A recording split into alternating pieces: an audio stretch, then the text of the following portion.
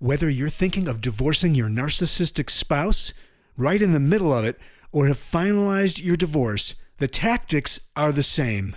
If this sounds like you need to know about Christine Hammond's new masterclass series, How to Survive a Divorce with a Narcissist.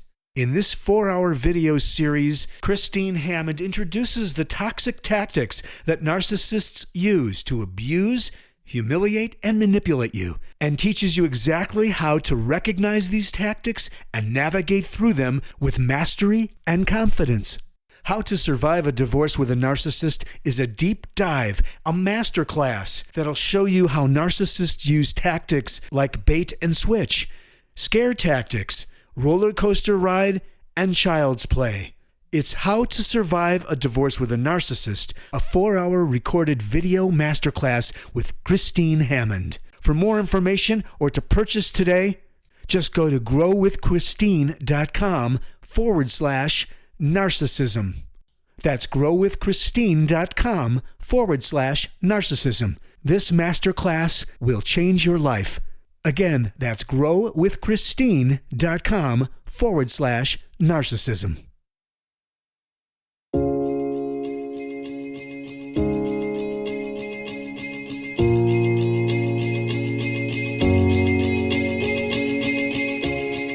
This is Understanding Today's Narcissist. Brought to you in part by PsychCentral.com. And now here's your host, Christine Hammond. I want to thank all of you for sending me comments and ideas for future podcasts that you would like to listen to. This is one of those. And so one of our listeners said, wanted to know if they could become a narcissist by hanging around a narcissist or being in a relationship with one. So we're going to use the example of Alice, and I'm going to talk a little bit about her, and then I'm going to answer the questions for you. So let's talk about Alice. Alice woke up one morning crying. The reality of her previous night of fighting, slamming doors, and breaking plates all of a sudden started to come into full view.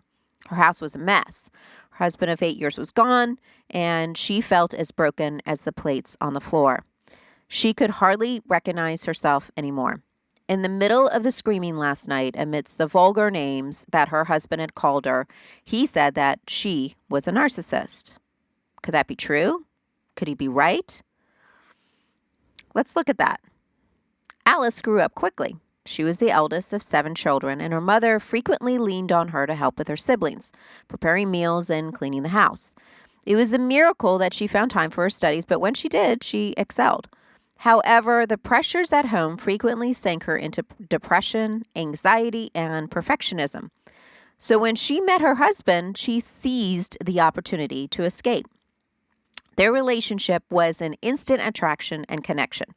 She was enamored by his good looks, charming personality, ambition, drive, and influence, so much so that she overlooked his raging temper. At first, he only seemed to rage against other people, like his mother. But after the marriage, his rage turned towards her. During his episodes, she would remain calm, not react quickly, talk softly, and set boundaries. But with every explosion, she retreated further and further into herself. Then, last night happened. He started raging at her over some misperceived embarrassment. Instead of being calm, Alice exploded. She completely lost it on him. She matched his name-calling with name-calling and his paranoia with paranoia. He threw a plate at her, she threw one back at him. Before it was over, there were broken dishes everywhere as he stormed out of the house, calling her a narcissist. Several years into their marriage, Alice went to a counselor for help and discovered that her husband was a narcissist.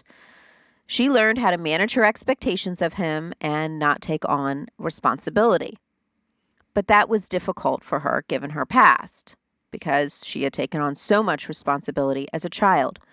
So when he called her a narcissist, she stopped and took note. Could it be true? So that's the question that we're going to answer today. Could it be true that Alice was a narcissist? So here's the next question. Can a person develop narcissism over time? Unfortunately, this is both a yes and a no answer. Narcissistic personality disorder is inherent and it's pervasive. A person is born with the tendency, and then the trauma activates the disorder, and eventually the person accepts this distorted way of perceiving the world. Remember, anybody with a personality disorder has a distorted image of how they perceive things. Their perception of reality is not accurate. Now, usually all of this happens prior to the age of 18 years old, but it does last a lifetime. However, traumatic brain injuries, strokes, addiction, and/or dementia can change the way a brain functions, so a person can develop it during late adulthood. So that's the part of it where they can develop later on, but that doesn't necessarily mean that that's what was happening to Alice. So can a person develop narcissism over time? Yes, they can develop it, but it requires something to have happened to the brain. No, a lot of it is already fixed and formulated by the time a person turns 18. Next question. Can I get it by being married to a narcissist? So can I get narcissism by being married to a narcissist? No, you cannot. However, what you can do is you can learn to mimic narcissistic behaviors, such as not apologizing, not showing empathy, and acting superior to the point that you actually look narcissistic. But that does not mean you have the disorder, just the tendencies towards it. In order to have the disorder, a person needs to be evaluated by a professional who is trained in working with this personality type.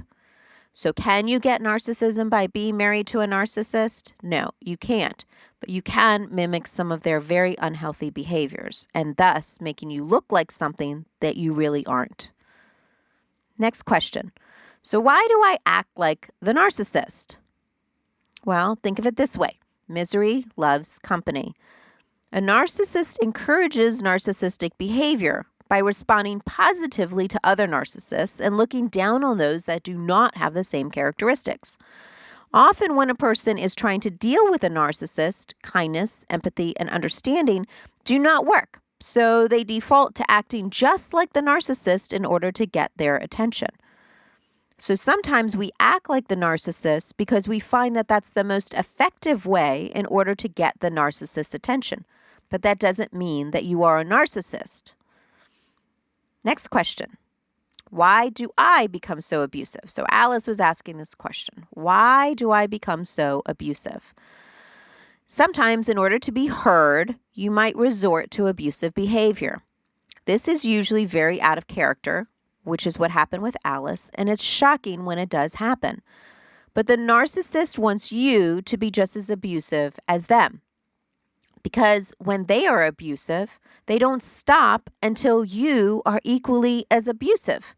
Then the narcissist will back off and become the victim. This switch then removes responsibility in the eyes of the narcissist and plays it solely on you. So the answer to why you become so abusive is because it seems to work. It seems to quiet them down.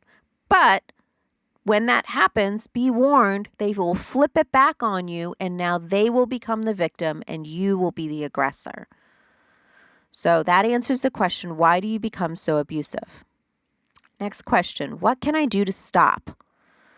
The key to stopping narcissistic tendencies that are absorbed by being in a relationship with a narcissist is to know yourself.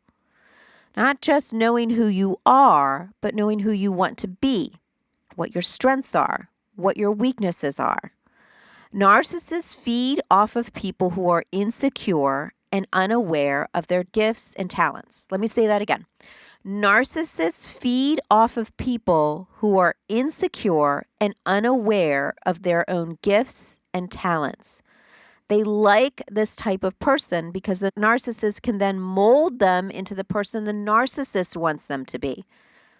A strong sense of self and confidence is actually the best weapon against any narcissist.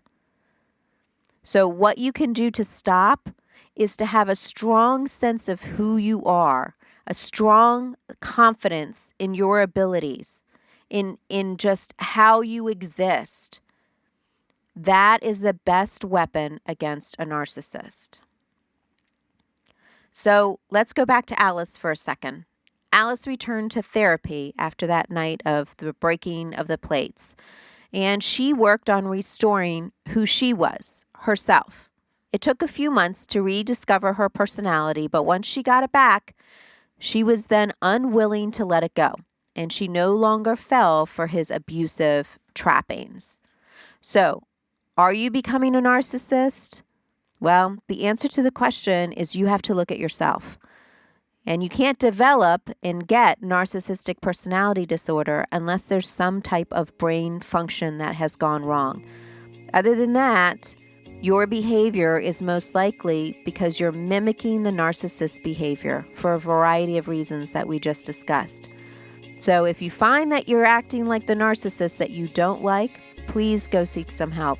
Find out who you are and restore your sense of self and confidence, because that is the best weapon in the end.